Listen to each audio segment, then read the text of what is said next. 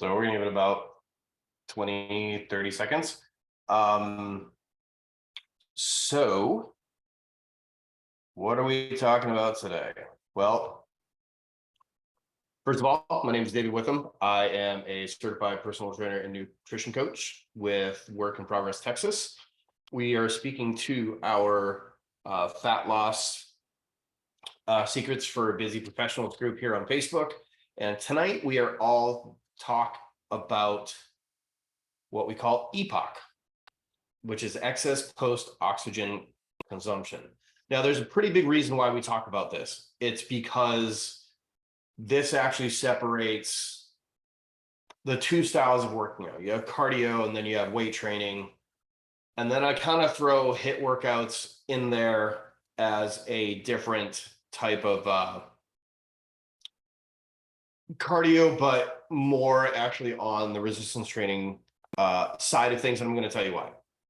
So what is excess post exercise oxygen consumption? I know it sounds like a mouthful. Essentially, you can boil it down to oxygen debt. And what does that really mean? Well, it means when you're done exercising, your body is looking for additional oxygen because the type of exercise you were doing didn't necessarily provide that oxygen to create the energy pathways fast enough for you to work out. So it switches to a different method. This is why I nerd out to the human body. It's crazy how it can do some of these things, unbeknownst to us, obviously, that these things happen. So as far as an energy pathway, what are we talking about? Well, we're talking about ATP, which is adenosine triphosphate. That's as nerdy I'm going to get as far as the scientific stuff. Just that is muscle activity, muscle activation, contraction. All of that happens through the energy pathway of ATP. So let's talk about that a little more.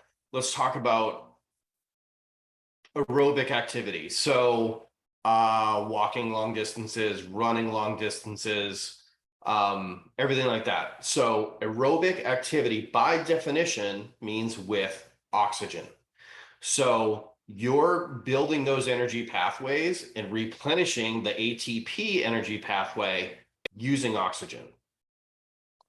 Now, the flip side of that, you have resistance training, circuit training, and HIIT's going to fall. HIIT training, high intensity interval training is also going to fall under this for the most part, which is anaerobic training, which means your energy pathways is going through an entirely different cycle in order to replenish that ATP, to keep your muscles going, to keep that workout going throughout time.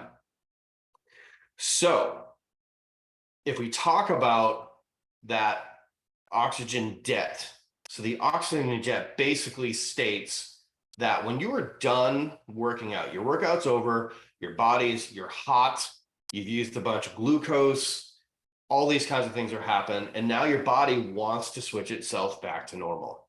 So think about a car. You drive it any distance. You put your hands on the hood. It's hot. It needs to cool down. What happens? A lot of things. The radiator starts cooling down post turning the motor off sometimes, or you hear the fan kick on to cool the motor down. Well, think of this as the same thing, right? So you finished your workout. You're done. So let's say you went and you ran 5 miles or you ran 10 miles, whatever you ran, so you're running, you're breathing fairly heavy, right? So you're using a lot of oxygen is involved here. So you're down that aerobic pathway of oxygen. So you're actually using that pathway to kind of replenish your energy so your muscles can keep activating and making it through the run. Well, because you're using oxygen for that, when you're done with that workout, your body can actually recover fairly quickly because you didn't really use a non-oxygen pathway to make the energy, which is ATP. Again, I know that seems a little wonky to understand, but if you think about that, you're basically taking in a lot of oxygen. You're breathing pretty heavy, your heart rate's up there, you're moving blood through your system at a much faster pace. So your recovery time, what is the recovery? Why do you need so much oxygen to recover from exercise? Like, well, you need to, one, you've depleted a lot of that ATP stores, right? So your body's going to want that back because it actually likes to return back to normal. It's all about returning back to normal. You want to bring your blood oxygen levels back up. You want to cool your body down. You want more hemoglobin to kind of fill your system once again. And you also want to repair your muscles because you just went through a bout of exercise. So oxygen can also react with that protein as well to repair your muscles. So that's training with oxygen. So it means that your oxygen debt post-exercise is going to be really small because you've been using oxygen the entire time. So that window post-exercise of that elevated calories, because your body's trying to get it back to what you would call homeostasis. That's a technical term for balance, normal state, whatever. That is really going to be just a shorter window. And to clarify, we always talk about metabolism, and it seems that we always relate it just to the food we eat. Well, metabolism is any real process in the body to bring yourself back to normalcy. So this is a whole metabolic process after you've run your 5 or 10 miles that your body's going through to repair. Now, if it's doing this, the definition of metabolism, that takes calories to run your metabolism. So in order to bind with protein and repair your muscle, metabolism is elevated. To replace the oxygen in your bloodstream, metabolism's elevated. Hemoglobin, all of these things are part of your metabolism. So that's, as a whole, it's not always just digesting food. It's the processes in your body is a metabolic process constantly. Cellular repair, tissue repair, body temperature is metabolism. To bring that body temperature down, it takes energy to bring that body temp down. So let's flip the coin on that and let's go to resistance training, lifting heavy weights. And I mean heavy weights, like lifting heavy weight, because that brings up the intensity. So the best benefits from oxygen jet or excess post-exercise oxygen consumption, it drives around intensity, where weightlifting is an intense thing. It's pushing hard, heavy weight in really short periods of time. It doesn't take a lot of oxygen. If you really think about it, your heart will elevate a bit on these multi-joint movements. And so while you're actually performing any type of exercise, bench press, squat, deadlifts, you name it, you're in that what we call anaerobic pathway. So anaerobic is without oxygen. So it's a cycle in your muscle systems, breaking down glucose and whatnot to produce that ATP for muscular activation and energy. Well, during the lifts, you are in that pathway. You're not using oxygen. This is why rest periods are so important, because when you get that chance to rest, it flips over for that rest period to the aerobic system, the oxygen you're breathing in, to try and replenish some of that ATP, that energy system. However, over the course of a heavy lifting workout, whether it's 30 minutes, 60 minutes, 90 minutes, the majority of that, you're staying in this non-oxygen pathway of producing energy to your muscle. So compare that to what I just said about aerobic exercise, running, cycling, you name it, endurance type things. You're very low on, actually, your muscles and your body system is actually pretty low on oxygen now, just because you've been using a non-oxygen pathway. So by nature and naturally, what that does is this EPOC, the oxygen debt is much bigger in comparison to steady state, steady pace cardio type things.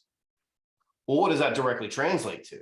It means there's a much longer period of time that your calorie burn, your metabolism is up here, because there's so much more oxygen for your body to recover to get you back to that normal state. So it's pretty cool. You hear us preach about back off the cardio, knock it off, High intensity, we'll get to that in a minute. Steady state cardio, it's good for your heart, right? Makes your heart strong, might lower your blood pressure. It might definitely, if you do it long enough, will lower your resting heart rate. And therefore your, exercise heart rate as well. Like for 3 months, you were basically at 155 beats per minute for the same mile pace. And 5-6 months later, you're down to 138. That's how that kind of works, is your body becomes more efficient at using that oxygen and replenishing those energy ATP stores. Well, with weights, it just doesn't happen that way. The only time you flip kind of sort of into this aerobic period of using oxygen to create the pathways is your rest periods. Now, some may challenge me when I talk about strength training, you're talking about 3 to 5 reps with a 3-minute rest. Well, if you think about how heavy that weight is to only be able to do 3 to 5 reps, that's intense. That's very intense. You're really pushing your body pretty hard to lift very, very heavy weight for only 3 to 5 reps. And you rest for that 3 minutes. So when you go into that next set, your body has had that chance to restore the ATP. And you may ask me, like, well, why wouldn't I only rest for 30 seconds or less? That way I avoid this aerobic piece of it. Honestly, because it would be a terrible workout.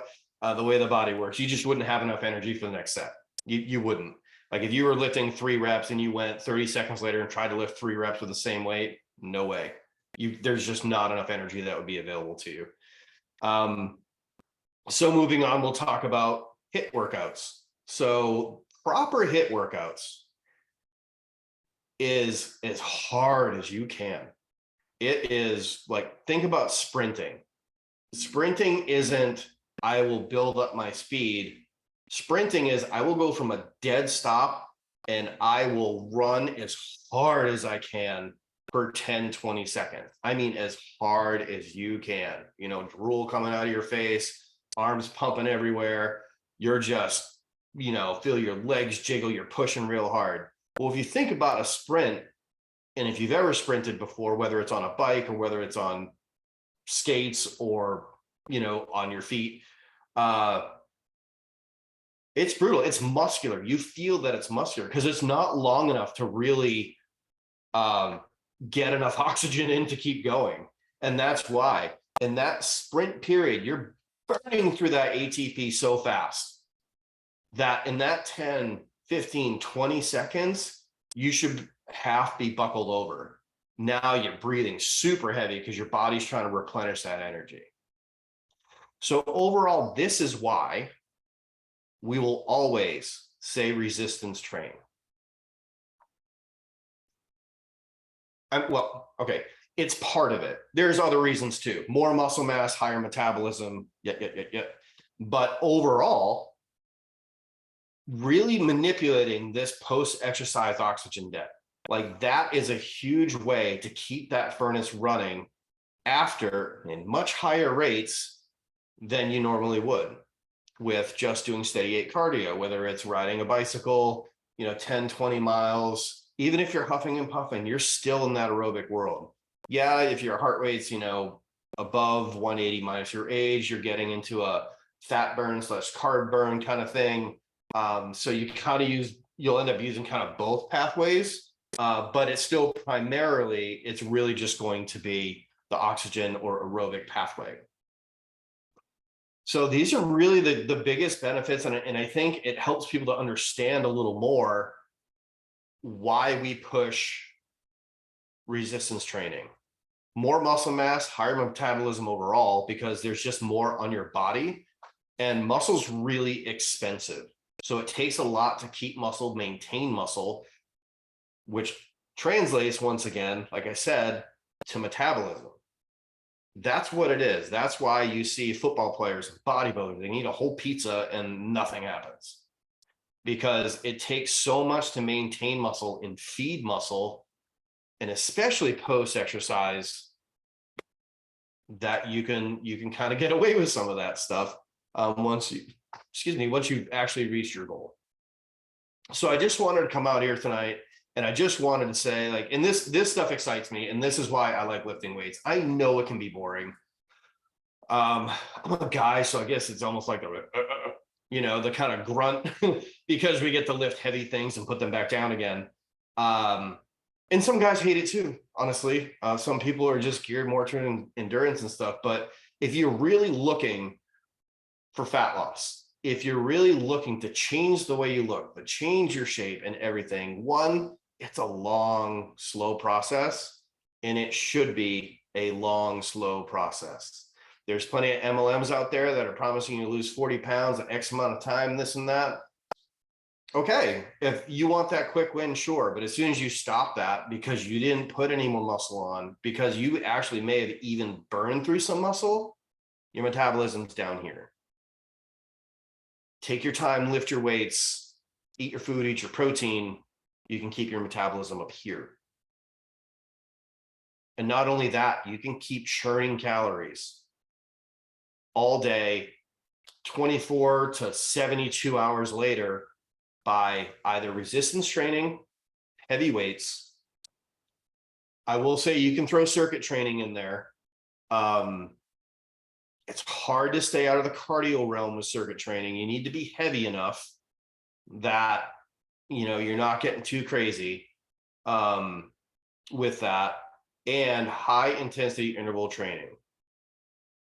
And I'll go even further, high intensity interval training with weights, which is what I prescribe to our clients, because you're stimulating more muscle. The more times you can stimulate muscle rather than just muscle memory.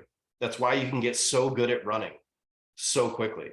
That's why with weight training, as soon as you're like, oh, I used to bench 125 pounds for 12 reps, last two were a struggle, now I can just fly through it. It's actually easy now. Well, okay, then it's time to change the stimulus.